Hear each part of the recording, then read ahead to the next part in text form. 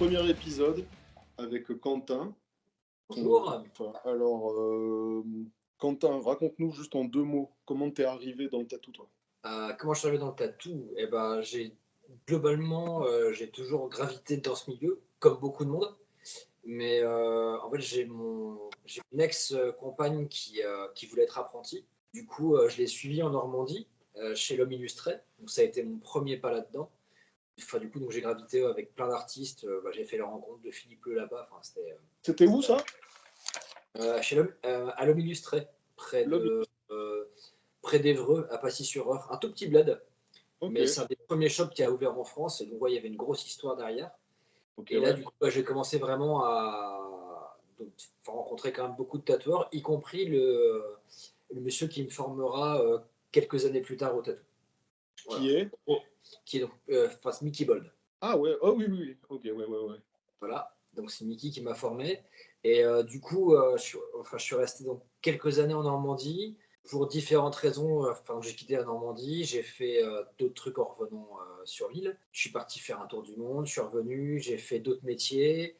Et en fait, j'ai recroisé à un moment donc Mickey Bold, du coup, à la conf de Bruxelles il y a 8 ans maintenant. Ok. Ouais, ça fait déjà 8 ans. Hein, je suis encore un bébé tatoueur. Et du coup, de fil en aiguille, parce qu'il s'est passé quand même plein de trucs entre temps, il m'a proposé de me former en tant que tatoueur. Et j'ai dit oui. Et ça a commencé comme ça, tout simplement. Enfin, j'ai eu la chance, si tu veux, de ne pas avoir à faire de porte-à-porte avec mon book et d'aller voir tous les tatoueurs en leur demandant s'ils voulaient bien me prendre ou pas. Moi, j'ai eu cette chance-là, par contre.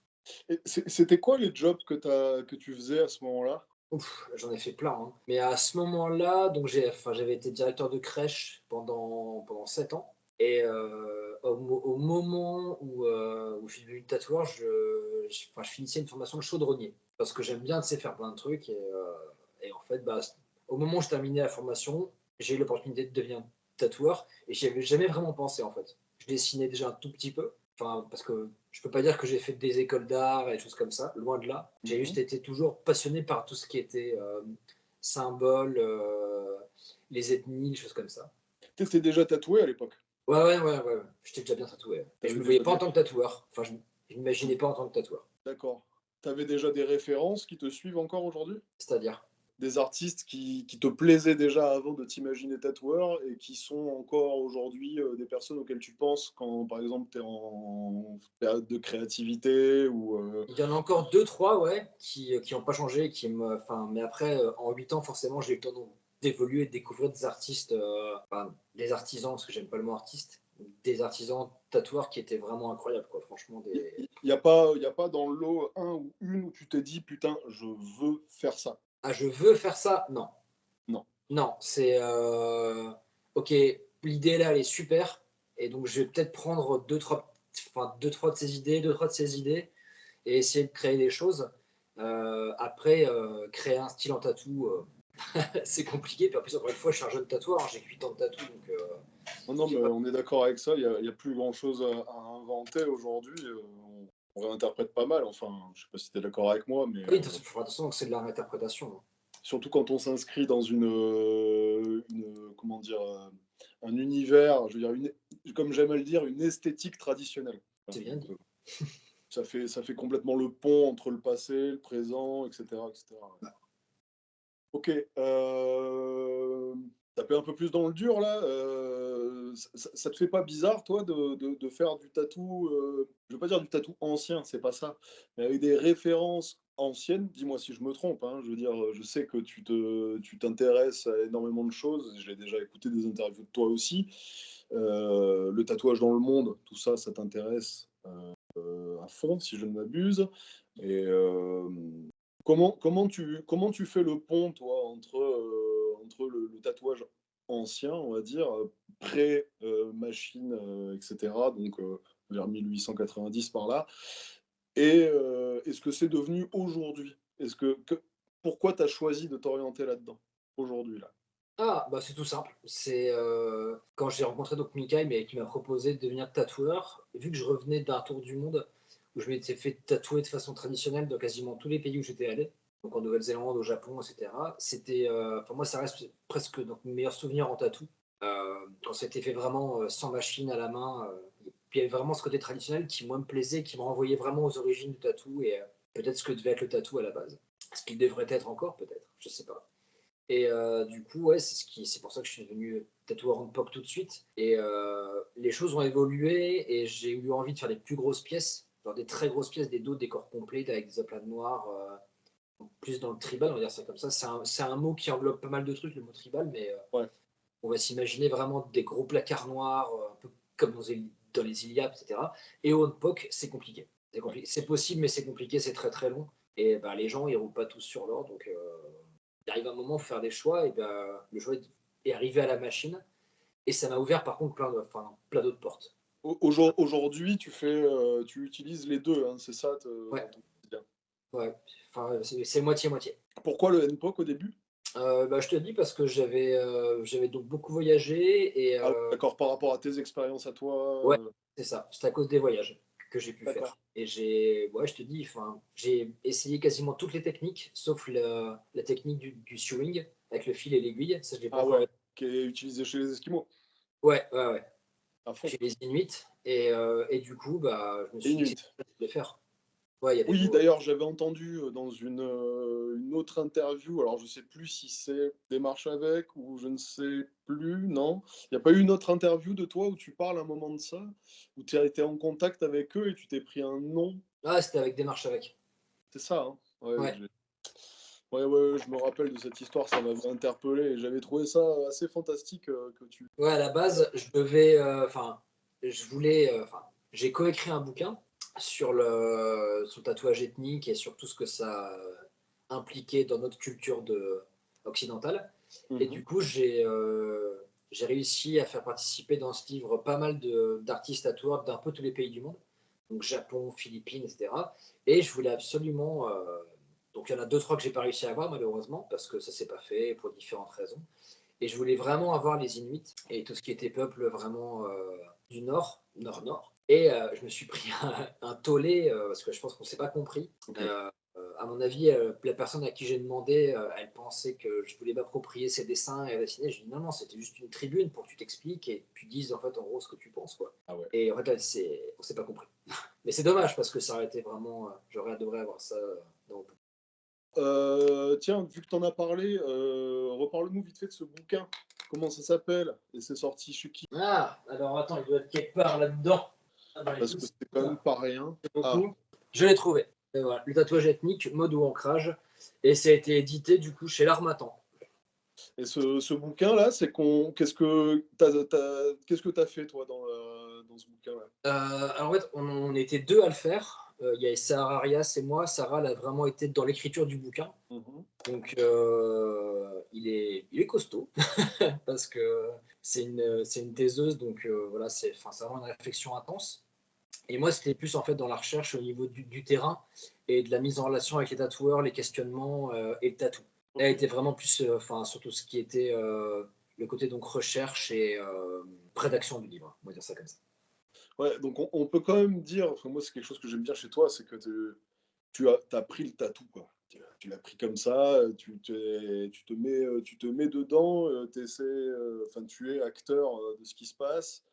Et bon, bah maintenant, je te connais un tout petit peu et avec grand plaisir, hein, vraiment. Super rencontre, mais je suis rentré chez toi, j'ai quand même vu que ça pue le tatou dans tous les coins de la grande pièce de vie, là où tu travailles, là où tu soudes, là où tu peins, là où tu reçois, où tu cuisines. Euh, T'as toujours été en privé ou t'as été en shop avant? Non, non, non, bah, du coup, bah non, j'ai d'abord été en shop chez Mickey Bold. Ah, chez Mickey, t'as été résident chez lui? Ouais, j'étais résident Ok. chez lui. C'était résident semi-permanent parce que c'était à Rouen et moi j'habitais à Lille. Et du coup, j'ai D'accord. jamais vécu à Rouen, il m'hébergeait. Ok. Et après, j'ai travaillé à Lille, chez All Blue Tattoo, en Ah tant ouais, que All Blue, semi-résident, on va dire ça comme ça. bonne maison. Tu continues d'ailleurs à être. Ouais, j'y vais de temps en temps, ouais. Ouais, C'est des copains, donc c'est pas parce que je travaille près de Lille que je vais pas à Lille pour guester, quoi. ouais, C'est bien sûr. c'est T'as des raison. moments sympas. Et après, du coup, ouais, j'ai fait vraiment beaucoup de guests. Et il y a un moment, j'en ai eu marre, j'avais envie de me poser. Et vu que je voulais pas forcément ouvrir un shop pour plein de raisons, on va pas aborder le sujet maintenant. Regarde. Je me suis dit que en cabinet privé, c'était sympa. C'était sympa parce que ça permettait aux gens d'avoir une expérience à plein de niveaux dans le tatou. Ouais, ouais, ouais. Et bon, t'es pas sans le savoir, le tatou vit une période un peu particulière là. On est beaucoup à avoir moins de travail, on est beaucoup à théoriser énormément là-dessus sans jamais trop être sûr de ce qu'on dit, puisque beaucoup de personnes ont leur vision du truc, en fonction les personnes avec qui tu évolues, etc., etc. J'ai l'impression que les discours diffèrent énormément. Euh, Ouais, c'est ouais, ouais. c'est quoi, toi, Qu'est-ce que tu penses, toi, par rapport au tatou de ce que c'est aujourd'hui, par exemple? Le fait qu'il suffit de pas grand-chose aujourd'hui pour se lancer. C'est quoi ton C'est un vaste sujet que tu abordes là. vaste sujet, mais justement, l'objectif, c'est un petit peu de se poser des questions un peu sociologiques, philosophiques peut-être, et plus si affinité, mais de faire un état des lieux. Et donc, moi, ce qui m'intéresse clairement aujourd'hui, là, c'est quel état des lieux, toi, tu fais, de ton regard, comme tu dis, ça fait pas si longtemps que tu es dans le tatou, mais il se trouve que ton expérience est significative quand même. Tu connais du monde te connaît, voilà, comme je disais tout à l'heure, il y a le bouquin, il y a tout ce que tu entreprends. Puis bon, ton travail parle pour toi, je veux dire, ça plaît et c'est beau. C'est quoi ton état des lieux de ton expérience à toi, de ce que tu en sais, parce que t'es pas un bébé non plus. Hein. Rappelle-moi ton âge, tu as 40, 41, 41. 41. Qu'est-ce que tu penses, toi, aujourd'hui, de tous ces auto-formations qu'on voit un peu partout? On peut même aborder le sujet des formations de tatou. Hein. Ah, bah, c'est quoi, on va commencer par les formations de tatou. On se Voilà. pousse. C'est en fait, enfin, j'ai envie de te dire, s'il y a ça, c'est qu'il y a de la demande. Voilà, il y aurait pas de formation s'il y avait pas de demande. Le truc, c'est que il y a de plus en plus de jeunes ou de moins jeunes qui se lancent dans le tatou parce que c'est un métier qui est génial. Il faut le reconnaître. On a un métier incroyable, c'est le plus beau métier du monde. Absolument. On voit des gens, on rentre un peu dans leur intimité, on laisse une trace sur eux à vie. On est dans la création, on a un rythme de travail qui est intense, mais enfin, c'est génial de faire ça, quoi. C'est de la création H24. C'est beaucoup de stress, mais du coup, ça attire quand même. Ça attire quand même. On parle pas financier là, mais on parle vraiment de créativité. Ça attire. Et le truc, c'est qu'il y a beaucoup de tatoueurs qui arrivent et il y a beaucoup moins de shops, moi, de street shop. Voilà. Il y a beaucoup de shops privés qui ouvrent. Et résultat, bah, être apprenti en shop privé, c'est compliqué.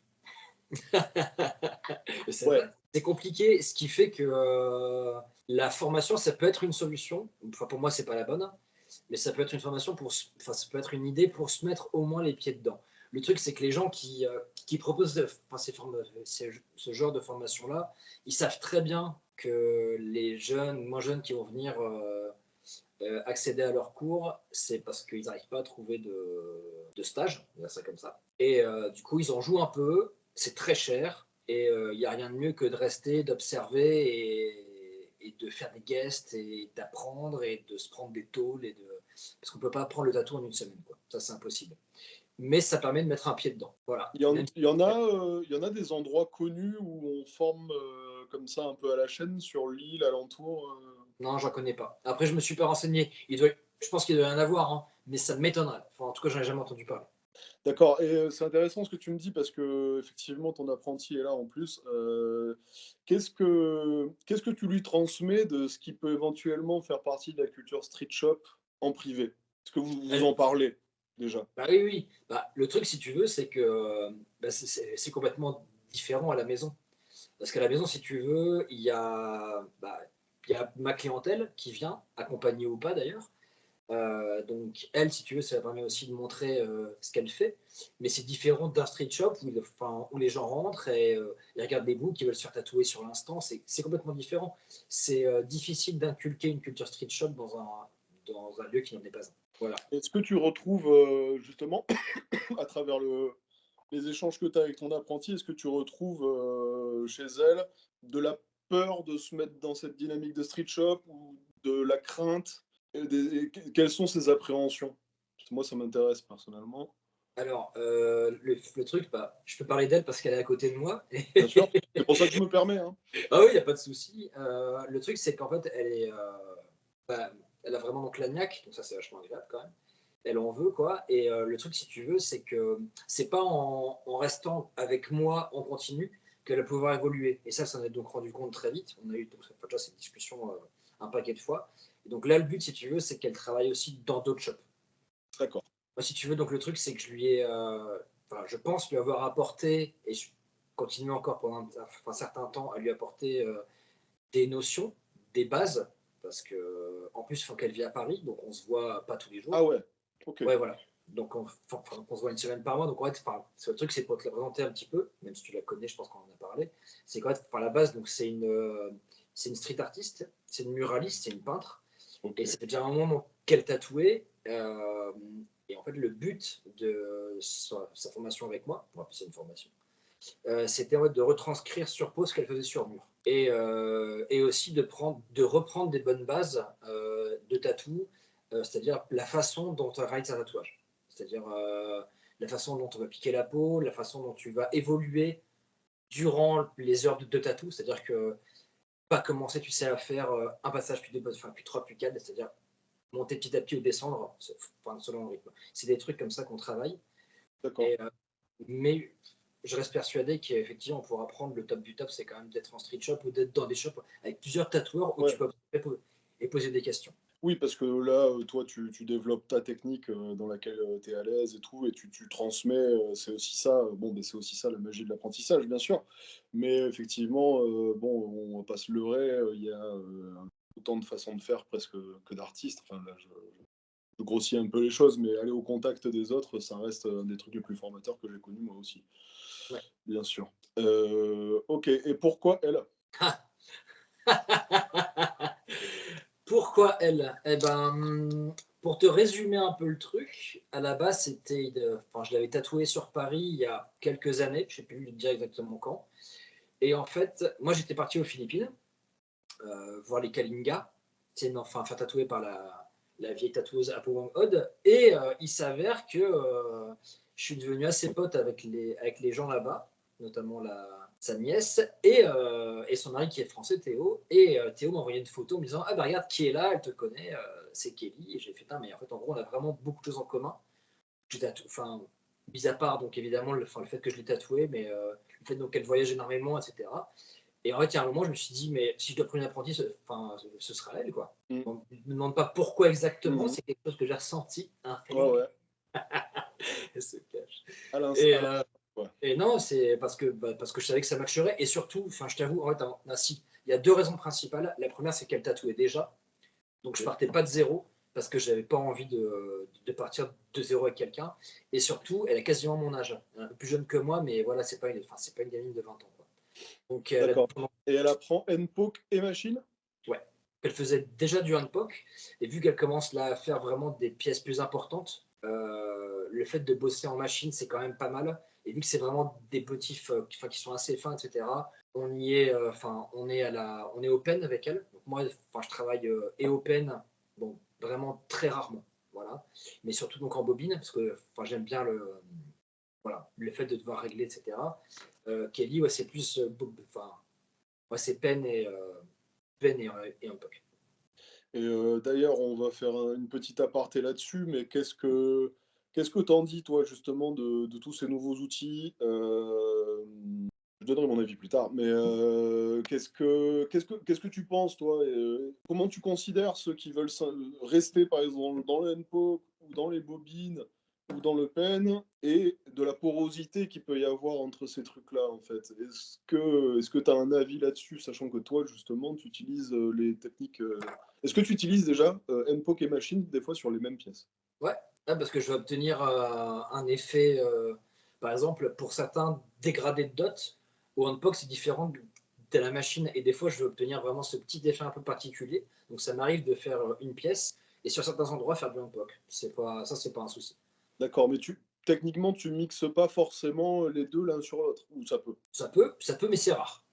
Mais D'accord. ça arrive des fois. Ok.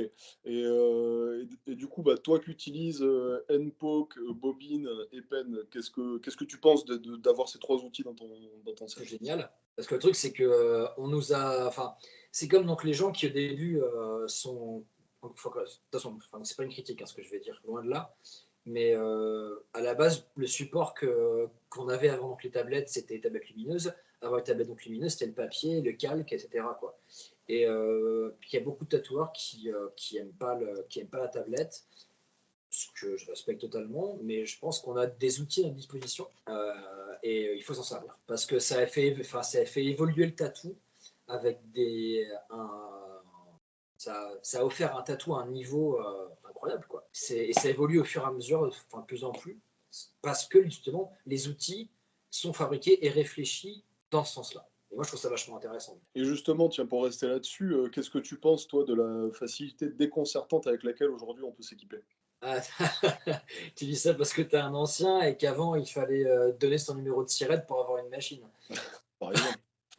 Mais aujourd'hui, on est arrivé à un niveau, enfin, moi-même, je le découvre avec stupeur. Je veux dire, des machines qu'on achète des fois pour plaisanter à 20 euros, 30 euros sur des sites éclatés.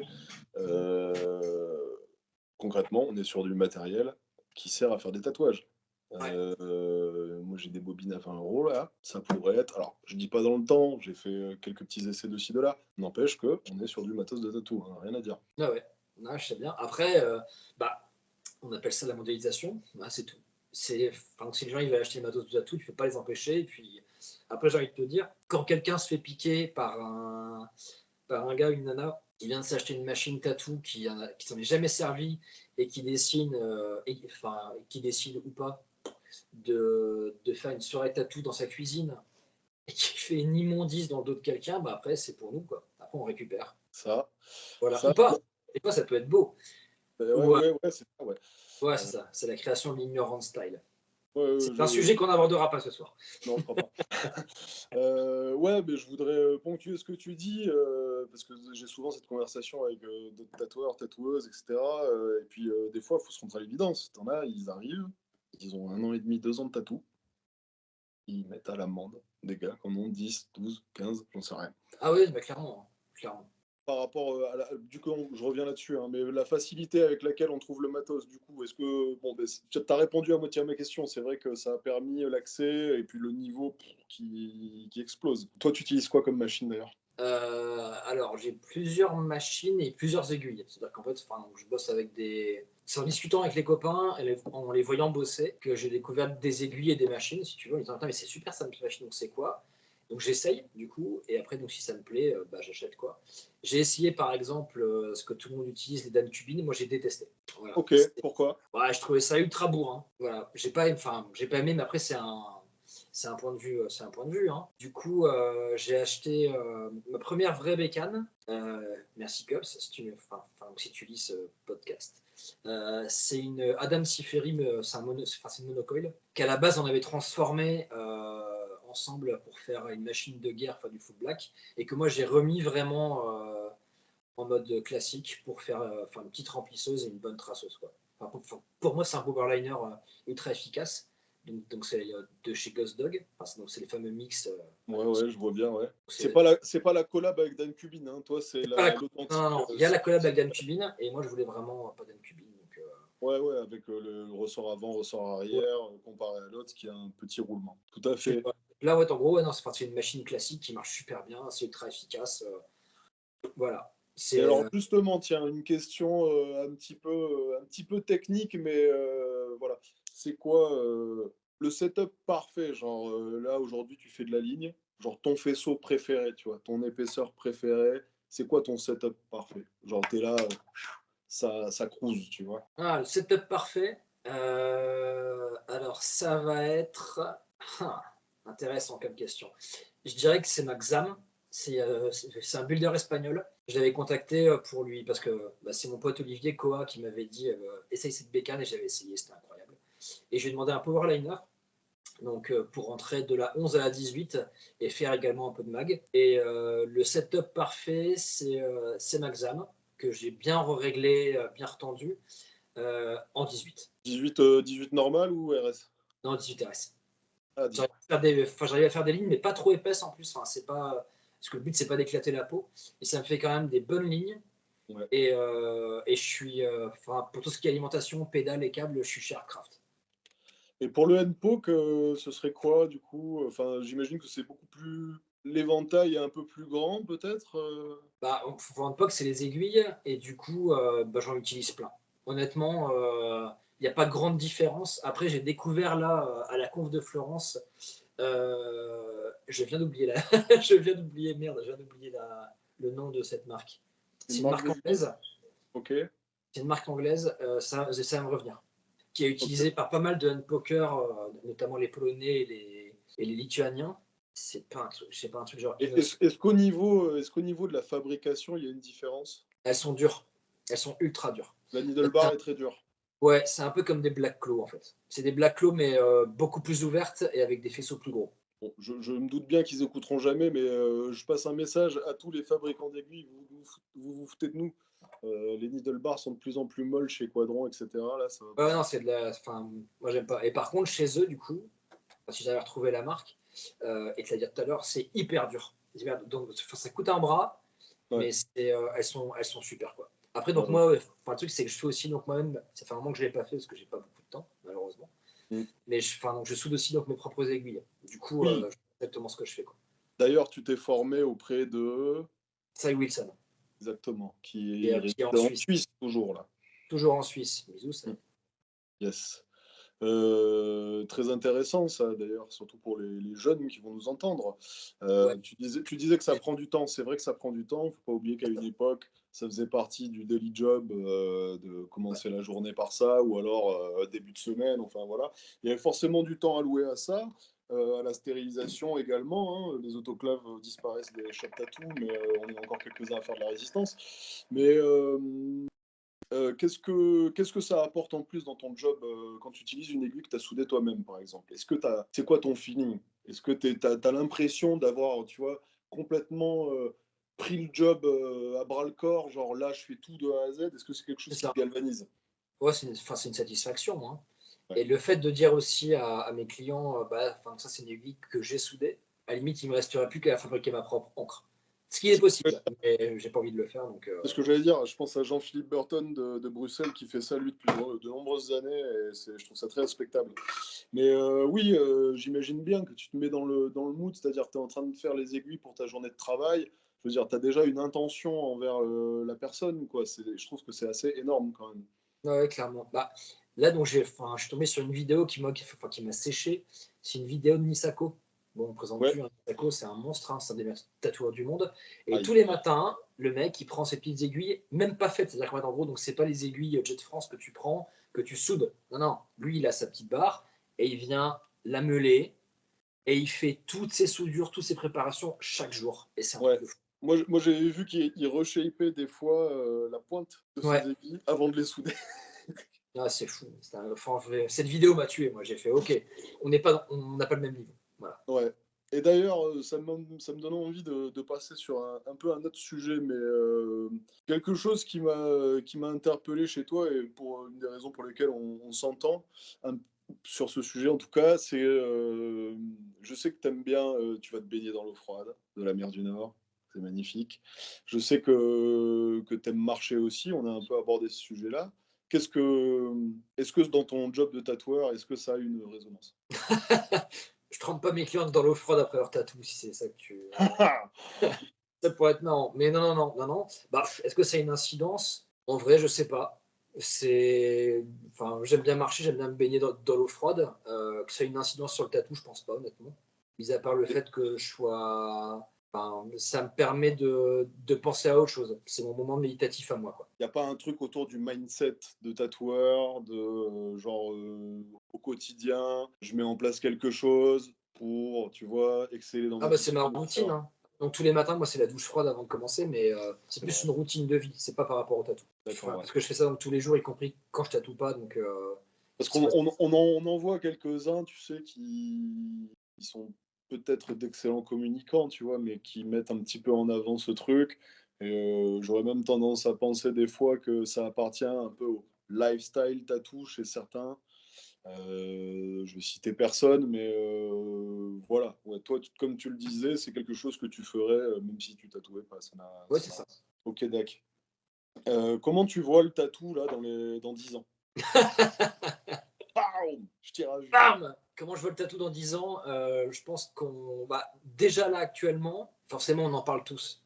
On en parle tous, enfin, là pour le coup, c'est vraiment un sujet qui mérite d'être discuté en profondeur. Le truc, si tu veux, c'est qu'on voit tous donc l'évolution du tatou, on râle tous parce qu'on est là en mode: «Nyeh, il y a plus de travail». Bon, en ce moment, c'est la crise, donc c'est comme ça.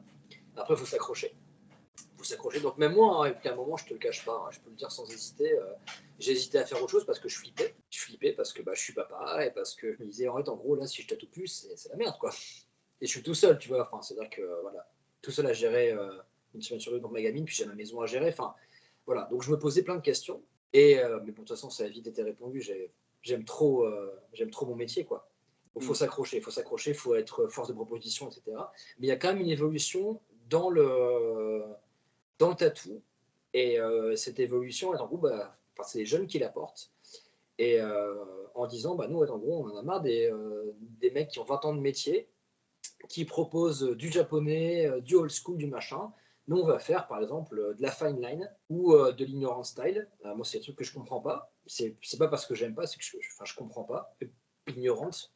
Tout ce qui est fine line, moi, j'ai vu des cicatrisations. C'est la fine line, hein. Quand tu fais la scène du Christ sur 10 cm de long, forcément ça vieillira mal, quoi. Alors c'est beau sur le coup, c'est tatouage Instagram. Après, donc il y en a qui font ça très bien. Ça vieillit super bien. J'ai vu de la fine line sur des mains, c'était incroyable. Donc il y a vraiment les deux, et en fait il faut suivre le courant, quoi. Tout le monde dit oui, c'est pareil pour Instagram. Tout le monde dit, moi le premier, hein, Instagram, ouais, l'algorithme, ça ne permet pas de travailler. Ouais, mais les gars, en fait, les petits jeunes qui arrivent, en fait, eux, ce qu'ils font, c'est ils sponsorisent.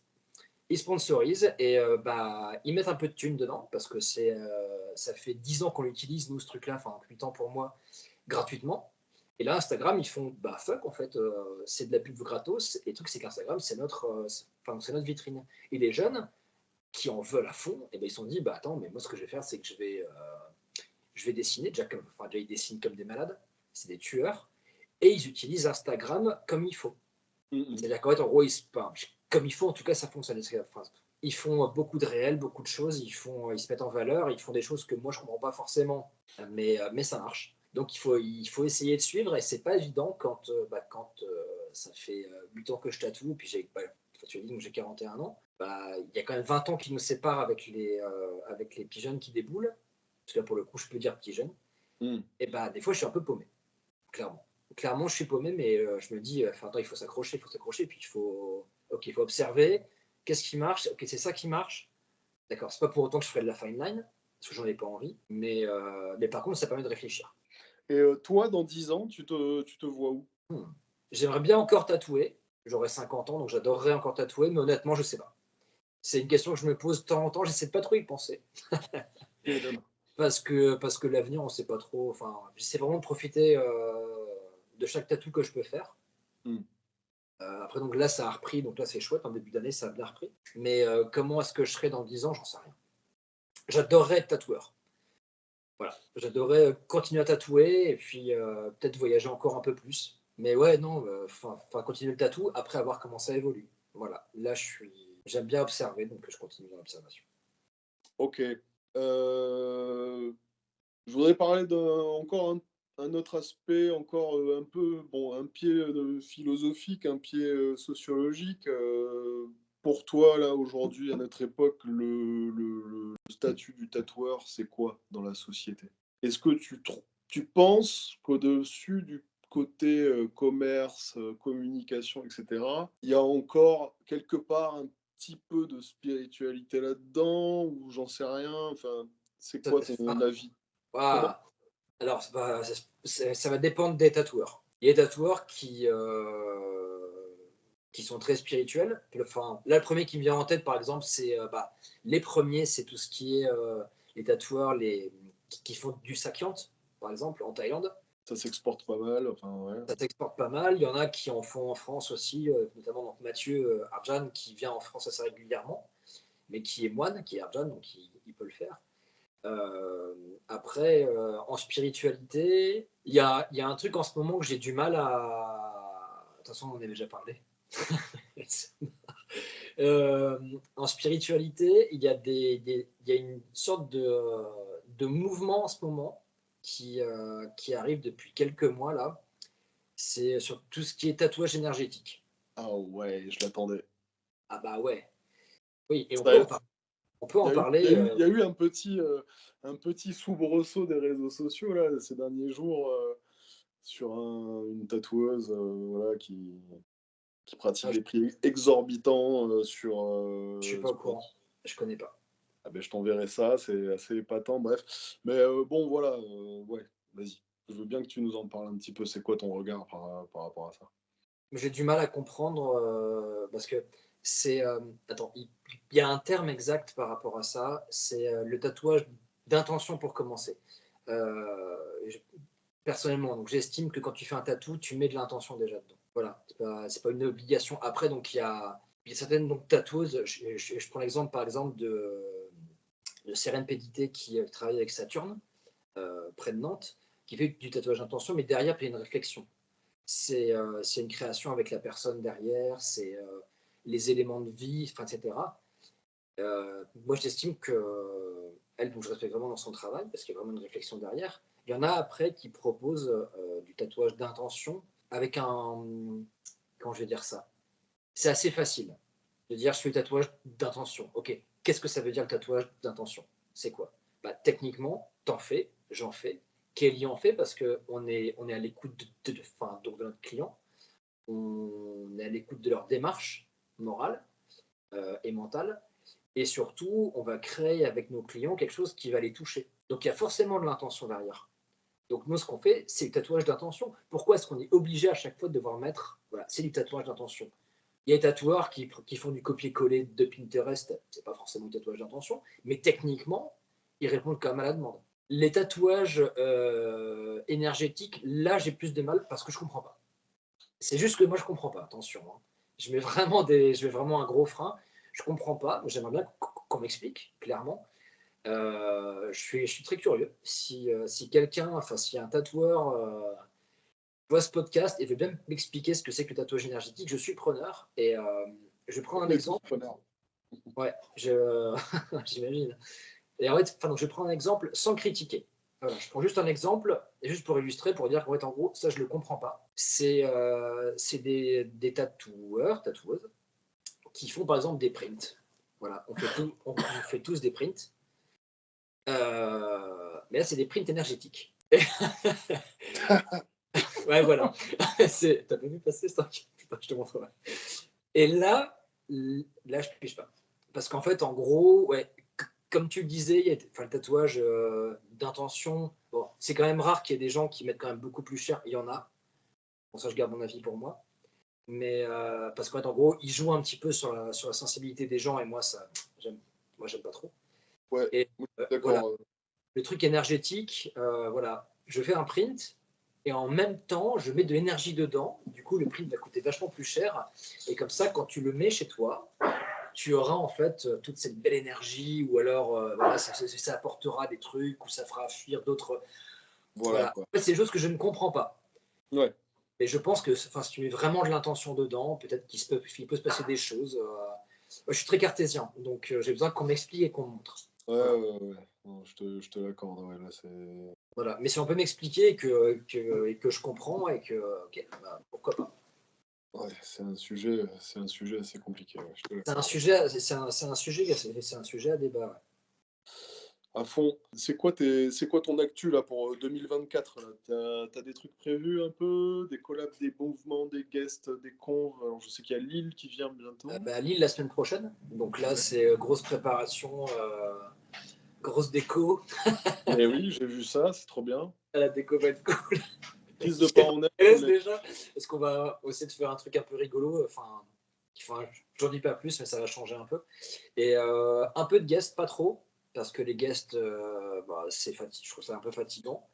Et j'aime bien travailler chez moi, même si je vais travailler quand même de plus en plus à Lille, chez Blue, parce que travailler en équipe, ça me manque.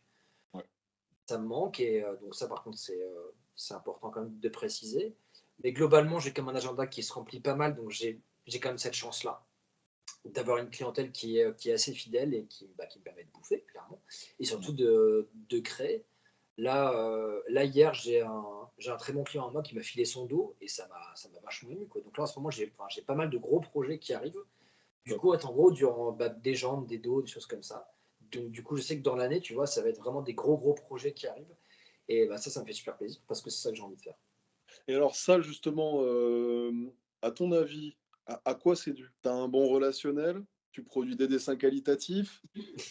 Tu le Globalement, je sais qu'il y a un moment, moi, je suis tombé, si tu veux, quand j'ai commencé, j'ai eu un peu de chance quand même, parce que quand je suis arrivé à Rouen et que j'ai commencé à faire des motifs nordiques, parce que j'étais à Rouen et que j'aimais bien ces motifs-là, je suis arrivé en plein moment où il y avait Viking, la série Viking, mais ah qui a ouais, bah, explosé. ah bah, Explosé. Et du coup, en gros, je suis tombé pile à cet endroit-là. Et j'étais incroyable. un des seuls avec Trude, qui était aussi en Normandie, à faire ça, et avec deux, trois autres. Et du coup, ça a hyper bien marché très vite pour moi. Et étant donné que j'aime bien pas mal de cultures, j'ai pas voulu m'arrêter à la culture nordique, mais j'ai voulu donc m'intéresser à d'autres cultures. C'est pour ça aussi que j'ai voyagé après pour Ouais. rencontrer ces gens, notamment donc, chez les Kalinga, qui m'ont dit maintenant tu peux tatouer nos motifs. Par contre, je suis allé en Inde, ils m'ont dit tu tatoues pas nos motifs, donc je Ah, tatoues pas nos motifs. excellent. Ouais, ouais, ils m'ont dit non, c'est la culture cognac, ça reste chez nous, et quand le dernier cognac tatoué sera mort, la culture elle sera Ce sera fini, quoi. voilà, parce que d'un côté, c'est un peu une culture de coupeur de tête. Donc bon, il n'y a pas beaucoup de coupeurs de tête en France, quoi. Tu me diras des Vikings, ça court pas les rues non plus, hein. Voilà, oui, il n'y a pas beaucoup de Vikings. Après, il y a quand même beaucoup de reconstitutions, et puis les gens qui sont vachement intéressés par rapport à tout ça. Après, c'est sûr que moi, ça m'est déjà arrivé de me prendre des réflexions comme quoi ce que je faisais, c'était pas très viking. Bon, le mec, il a internet et il me parle, il me parle sur Messenger, quoi. Je dis, mec, Ouais, ouais, pas très Viking non plus. pas très Heu viking, hein. et par rapport à ça, justement, toi, tu es bien placé pour en parler, sachant que tu as rencontré, des gens qui tatouent, chez eux dans leur pays, tu es revenu avec, des motifs, des projets.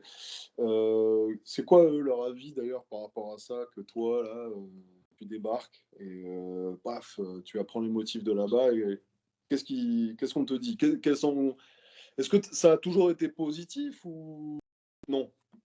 Bien sûr Non, que oui. globalement, en fait, dans les endroits où je suis allé, à chaque fois, on m'a dit c'est super.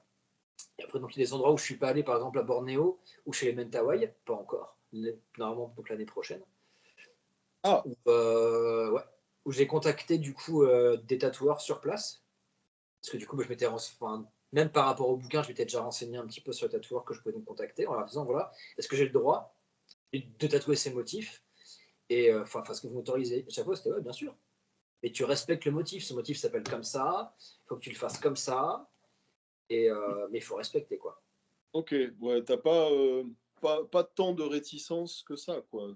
Non, je te dis, la seule réticence, et fait encore, parce que quand je suis parti en Inde chez les Cognac, j'ai eu la chance de rencontrer Fejin Cognac, qui est une femme incroyable, incroyable, qui a écrit un livre sur les chasseurs de tête, qui est fantastique. Et parce que de toute façon, c'est une tradition orale, du coup, elle a tout mis par écrit, donc c'est une Bible absolue.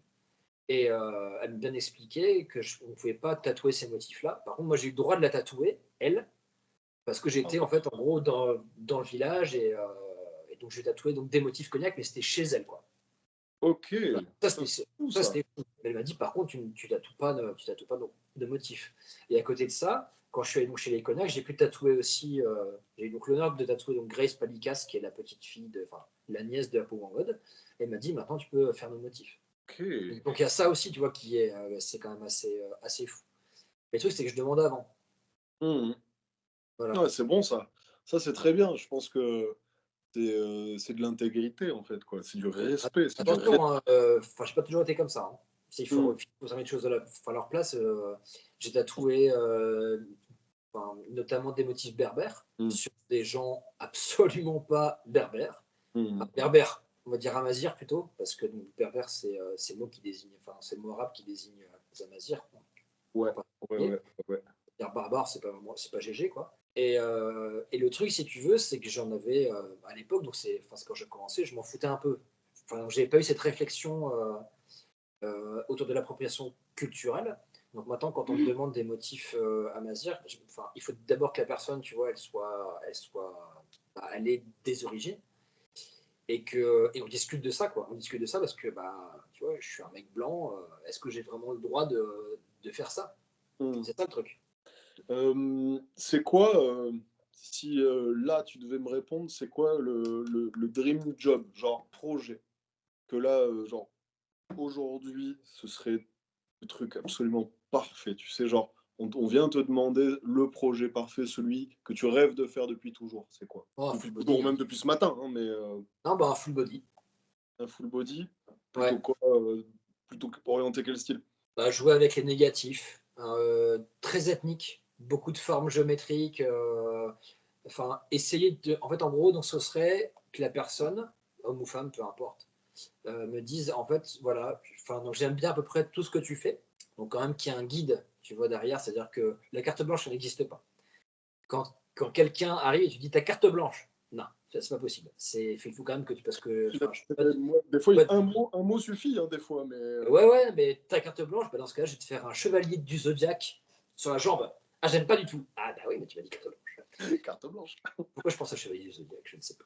Je sais Et du coup, non, ce serait un mix de. Essayer de créer quelque chose à partir de tout ce que je fais, parce que enfin, donc, je fais un peu de nordique, je fais un peu d'ethnique indonésien, par exemple, et essayer de trouver. Enfin, que les personnes me disent, bah voilà, j'aimerais que tu mixes les deux Mm, avec des parties très noires, des parties dots, mm, des motifs assez simples pour qu'à 20 mètres comme à 3 mètres, on comprenne ce que c'est.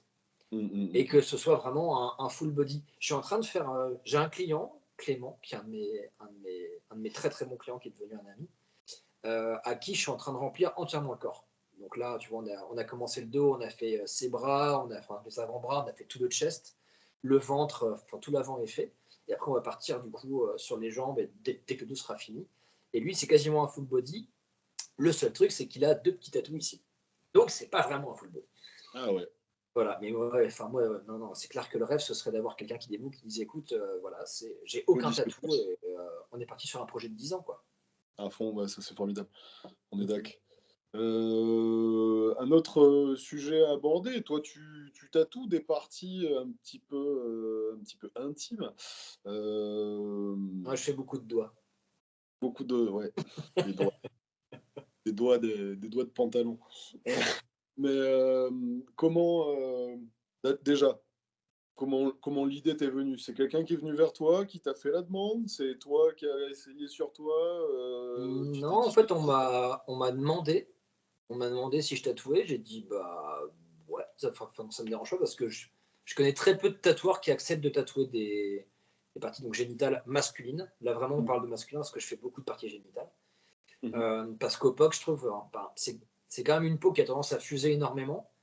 Après, je prends un tatoueur, par exemple, comme Tanguy, le guide, qui fait des génitaux fantastiques. Enfin, j'en ai vu plusieurs et honnêtement, c'est hyper propre. Après, c'est Tanguy, il est très fort. Et j'ai vu aussi des génitaux complètement foirés parce que le tatoueur, il allait comme un bourrin et tout a éclaté, quoi. ok. Et moi, je reste persuadé que le POC pour cette zone est vraiment sympa. J'ai pas mal de gens quand même qui disent bah ouais, je suis venu vers toi parce que je me suis pris des refus par beaucoup de tatoueurs et on m'a orienté donc vers toi parce que t'en fais quoi. Mais c'est vrai que moi, bon, c'est une zone comme une autre pour moi. Je m'en fous. Et oui, bah justement, tiens, tant qu'on y est, c'est une zone comme une autre. Bon, mais comme tu viens de le dire, de nombreux tatoueurs, tatoueuses refuseraient catégoriquement de faire ça. Euh, j'ai rencontré il y a peu de temps, là, j'ai tatoué un mec de Lille à qui tu as fait un génital. C'était hyper intéressant d'avoir son histoire, parce que bon, j'étais là, je vais tatouer, vas-y, on papote, quoi.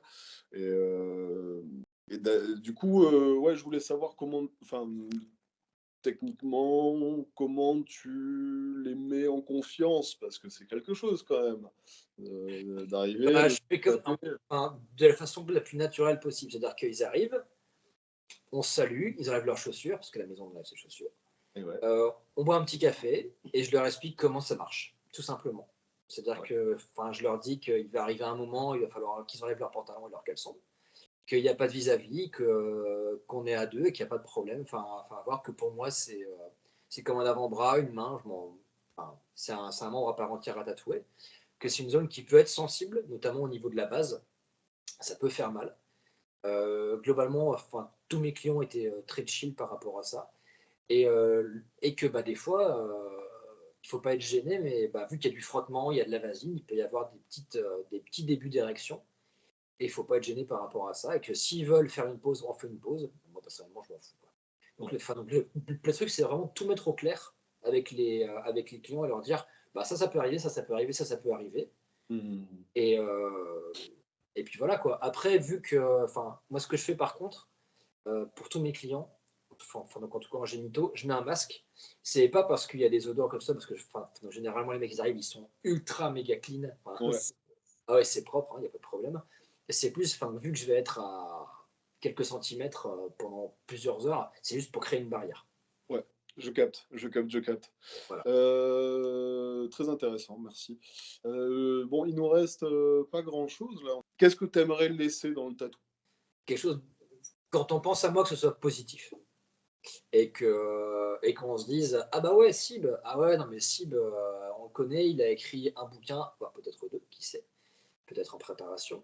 Et enfin, c'est quelqu'un qui a, alors, je sais pas si j'aurais apporté beaucoup dans le tatou, mais déjà le fait d'avoir participé à l'écriture d'un livre, bah, j'ai laissé une petite marque, donc ça c'est quand même sympa. Mmh. Et puis bah, globalement, je sais que quand mes clients sont hyper contents et quand ils disent ah putain c'est super, tu vois, qui sourit, bah, comme tout le tatoueur, tu vois, on est content, bah, je me dis bah en fait globalement c'est ce que tu vas garder toute ta vie, quoi. Donc, quand les gens ils penseront à moi, ils regarderont peut-être leur tatou quand ils auront 100 ans ou 90 ans, ou je sais pas, ils se diront ah, je me souviens, on était avec Sybarite chez lui à Ah Tourcoing. pourquoi? Et ouais, et bah, d'ailleurs, c'est ce que tu dis là, pour moi, il y a pas il y a enfin, considère pas d'autre réponse que celle-ci, puisque c'est, notre grand bonheur à nous, tatoueurs, tatoueuses, c'est de pouvoir marquer les gens à vie et de le faire avec, autant de passion, que possible. Bon, il nous reste une minute. Je vais te remercier maintenant, Quentin. Merci beaucoup pour Merci Paul. avoir répondu à ma demande. On salue Loé, donc ma partenaire, qui sera là pour des futurs podcasts, pas sur celui-ci, mais en tout cas, elle est derrière. Elle gère plein de choses avec moi. Alors, on la salue. Voilà. Est-ce que tu veux nous dire un dernier truc? Bah, là, tout de suite, non, enfin, si, merci d'avoir pensé à moi pour ce podcast. Je trouve ça très chouette et c'est quelque chose qui est intéressant parce que du coup, il faut quand même dire aux gens que c'était pas préparé du tout. C'est-à-dire que moi, je connaissais pas les questions que tu allais me donner et donc c'est que bah, c'est vraiment c'est du frais, c'est du réel Ouais, et je trouve que l'exercice est intéressant, surtout. parfait. Bon, ben écoute, je vais te laisser là pour l'enregistrement. Ça Merci marche. beaucoup. Et Merci à puis, toi. on mettra les liens. J'essaierai de mettre autant de liens que possible de tout ce que tu nous as cité. Voilà, je t'en demanderai peut-être certains. Et puis voilà. Merci beaucoup.